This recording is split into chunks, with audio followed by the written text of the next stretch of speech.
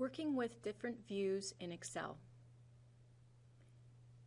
I've got the budget file open here, and you can see that we cannot see or view all of the columns or the rows in this spreadsheet.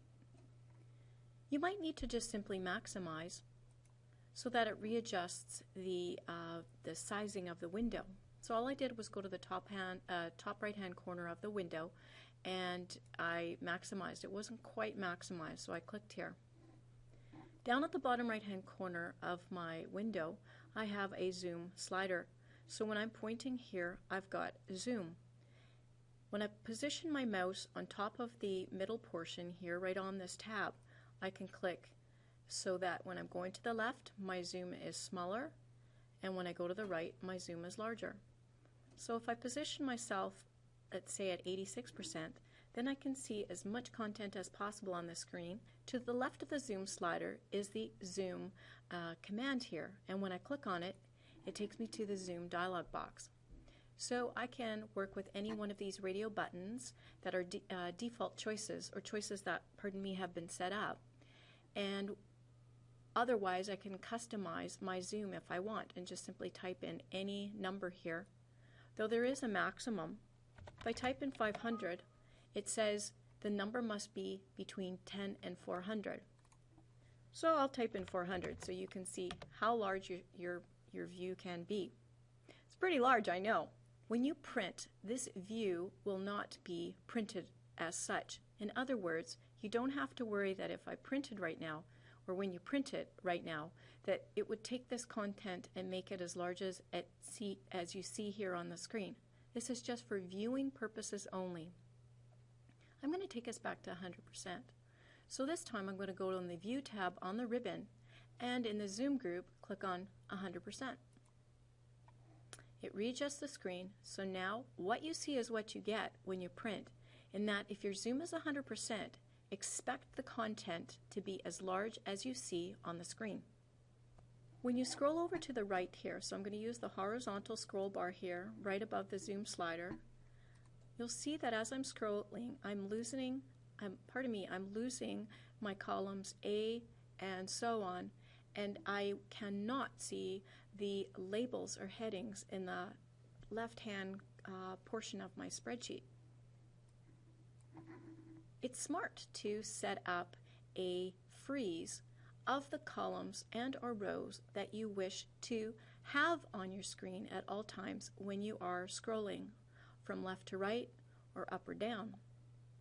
When I position my active cell here in B4, you need to know that whatever to the left of this active cell will be frozen once I complete the action for freeze, and the cells above, in other words the rows above where my active cell is, rows 1, 2, and 3, will be frozen. Over on that View tab, and this time in the Window group, I'm going to click on Freeze Panes. And when I click here, it offers up 3 choices. The first choice is what I want to pick at this instant. Because I've already positioned my active cell where I want the column and the rows to be frozen, I'm going to click on Freeze Panes. As soon as I do that, you can see a thick border to the left of the active cell and above. When I scroll to the right, for example, my column A is frozen. It's anchored so that I can continue to view it as I'm looking at its corresponding data. When I scroll down, you can see how rows 1, 2, and 3 are frozen, so I can see the data in rows 1, 2, and 3. Now the data is frozen, in other words the column and rows are frozen, but that's not to say they're protected. I still can type in here and modify the data if I wish to do so. When I go back to Freeze Panes, you can see the first choice now reads Unfreeze Panes, whereas before it was Freeze. So I'm going to click here, and now I've got full access, or pardon me, when I'm scrolling, I will be able to have my column A scroll over as I'm scrolling and my rows 1, 2, and 3. Watch what happens when I choose Freeze Panes yet again, and then I say Freeze Top Row. Indeed, the top row is frozen. So when I'm scrolling, Sparkle Cleaning Limited will always be in view. If I freeze first column, you'll see how it immediately takes out the freeze from the first row and it freezes the first column. It did not matter where I was positioned inside of the sheet. I could have been in A, which I was somewhere in the column to start off with, or I could have been anywhere in the spreadsheet, and it certainly knows column A is the first column. But notice how I can't have both a freeze on column A and row 1 at the same time in any one of these two choices, using any one of these two choices. The only way I could do that is firstly unfreeze panes, and if I wanted to for some reason, I could have my row 1 and column A frozen. I'd have to click yes in B2. Split behaves similar to freeze panes, but they do behave a little bit differently as well. I'm going to click on split, and when I do so, you can see according to where my active cell is, it now has a boundary to the left and above my active cell. I can have 2 or 4 panes that can view my content at the same time. The key is you need to scroll using any one of these scroll bars.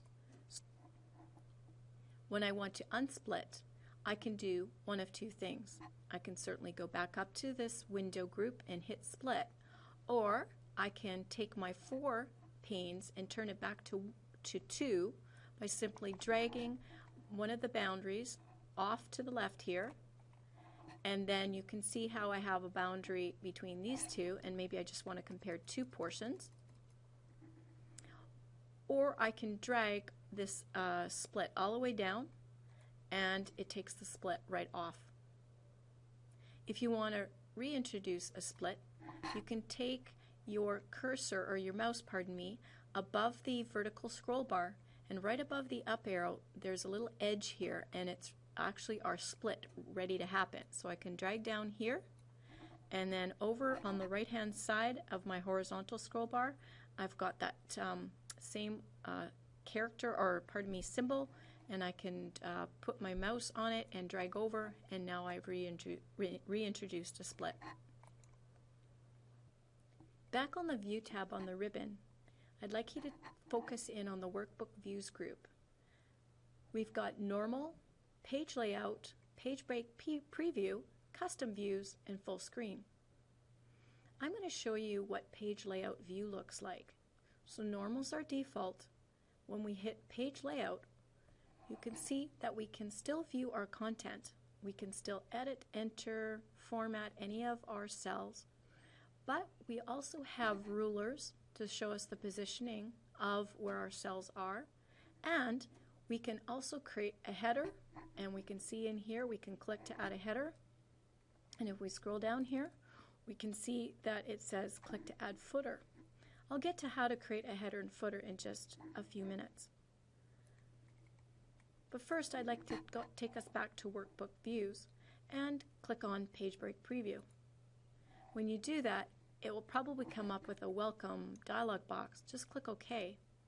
The idea here in this view for Page Break Preview is to see how much content is actually going to appear on our pages. Yes, I know you can go to Print Preview to see that, but this is a handy view for you to see right on the screen which is your page 1 and which is your page 2. Don't worry, these characters here aren't going to actually appear in your print. This is just for our Page Break Preview. The last view I'm going to show you is Full Screen. And when we click on Full Screen, we're not distracted by any of the ribbon choices or any of the outer edge choices of the previous window. So we get a full effect of how much content is going to appear on which pages. To return back to the previous view, we simply press Escape to cancel. And remember, that's that ESC key at the top left-hand corner of our keyboard. So it takes us back to Page Break Preview. We can go back to Normal View or even Page Layout View by using the shortcuts here on our status bar. So to the left of the Zoom slider and the Zoom command, we'll find 3 commands. The last one is in orange right now, and it's telling us that that one is active, which is of course our Page Break Preview. The middle one is Page Layout, and the first one is Normal. Let's go to Page Layout so that we can create a header When I click Header here on Click to Add Header, you can see our ribbon offers up now Header and Footer Tools Design. The navigation grouping is probably what you want to focus in on first, because perhaps you might have wished to have gone to Footer instead. So instead of scrolling down here to find the Footer area, you can simply click on Go to Footer, and now it takes you to the footer. When we go to Header and Footer Elements, page number is the first command here in this grouping. When I click on it, a code comes up. The cursor tells us that we can type or continue on with another code here. I'm going to type in the word of, so that where it says ampersand and in square brackets page, let's say the number 1 will come up when we're out of our Header and Footer Tools design, and then literally you'll see the word of, and then beside it you want the total number of pages. So I'm going to go back here to Header and Footer Tools, Header and Footer Elements, and click on Number of Pages. A different command comes up, quite similar to the first one, but this one has an S at the back end of the word page. Once I click, let's say, to another cell, you can see one of 2 comes up. If I want to edit the footer, I simply go back and click here, because maybe I wanted to type in page, literally the word page, so that it's going to read page 1 of 2. And when I click back onto another cell, it takes me out of Header and Footer Tools, and it does say page 1 of 2. I'm going to return to Normal View and take advantage of the Normal View command shortcut here on the status bar.